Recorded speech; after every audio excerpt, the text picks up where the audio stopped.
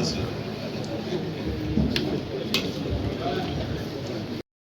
Des reculs à certains endroits, même si majoritairement on était encore devant, dans le paysage politique, des réflexions autour des causes et certains reculs autour des faiblesses que l'on a rencontrées, des difficultés ou des échecs. Tout cela nous a interrogés au sein de la CNES, constituée par des partis de... On peut l'exprimer autour de deux aspects.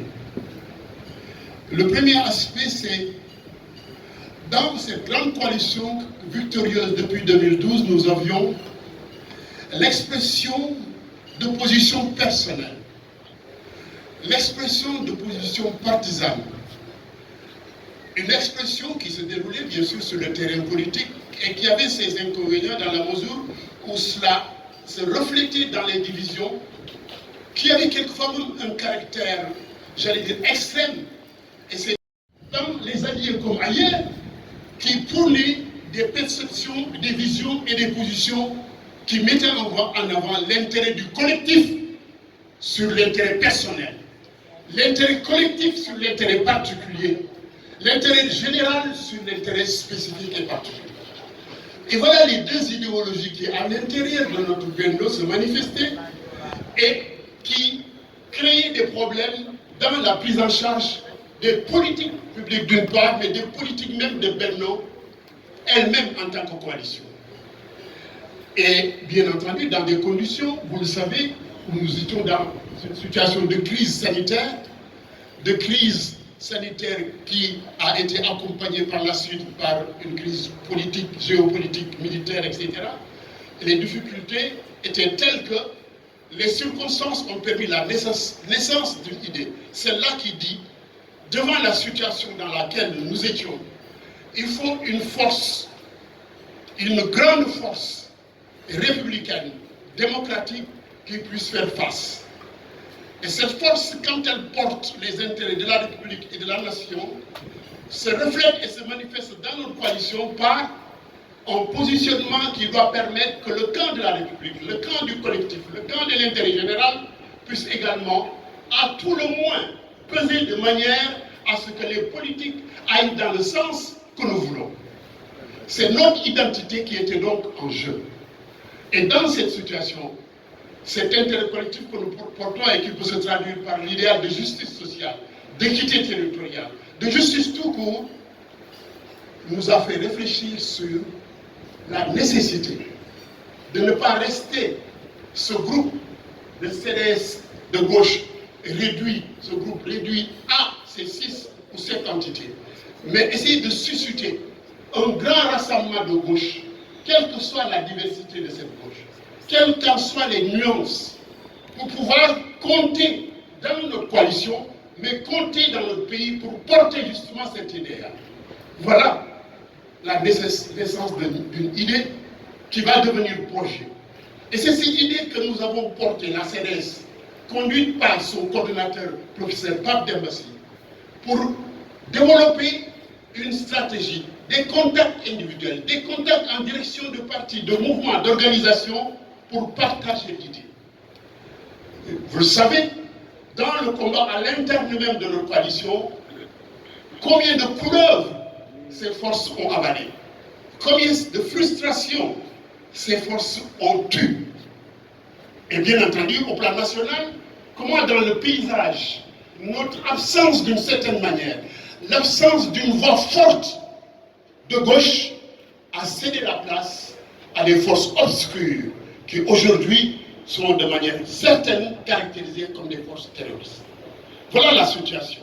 Et nous avons porté cette idée, nous l'avons partagée et nous avons discuté avec les différents partis, AFP, PS.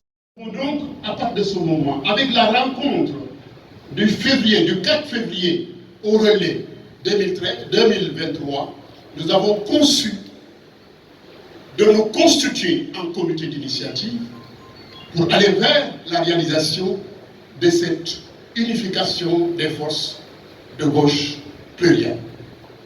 Et ça a donné naissance à un appel un appel à toutes les forces de gauche du pays pour montrer par cet appel notre identité, notre volonté, mais également notre ouverture.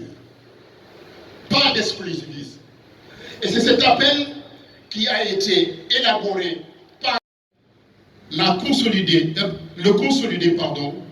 et le publier le plus largement possible.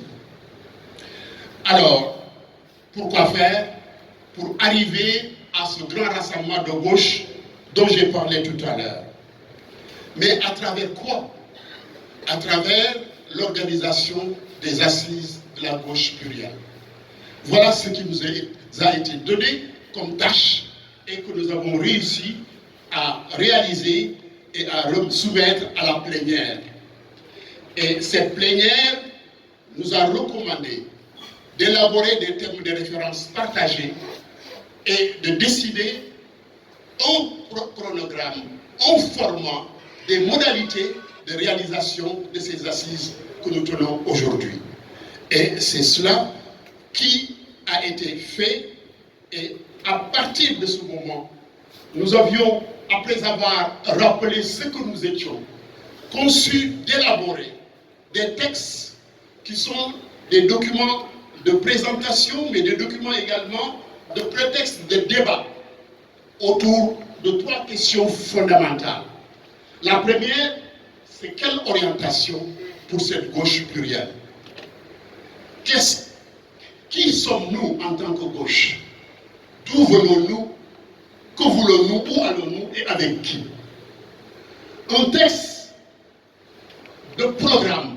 Quel programme cette gauche propose-t-elle aux populations pour répondre à leurs préoccupations, pour répondre à leurs aspirations? Le troisième texte fondamental, c'est quelle forme d'organisation, quel type d'organisation pour ce grand rassemblement de gauche unie. Une confédération, une fédération, un parti fusionné unique. C'est donc des interrogations qu'on s'est posées à travers ce document qui va servir dans les ateliers à la réflexion. Mais nous avons également dit qu'il nous faudrait interroger la situation politique dans laquelle nous étions, nationale et internationale, et déterminer surtout, avec la proximité de l'élection présidentielle 2024, déterminer une attitude, déterminer une position. C'est là une question tactique. Mais il faudrait que je rappelle les objectifs tels qu'ils étaient déclinés de manière consensuelle et partagée. C'est créer une vaste organisation de la gauche plurielle, massive, structurée et durable, capable à terme de conquérir le pouvoir et attentive aux échéances de 2024. Voilà les termes de notre projet tel que nous l'avons décliné. Et nous avons dit très clairement que notre projet ne s'arrête pas à 2024, il va au-delà de 2024. Et tous les mots qui sont déclinés expriment cette volonté.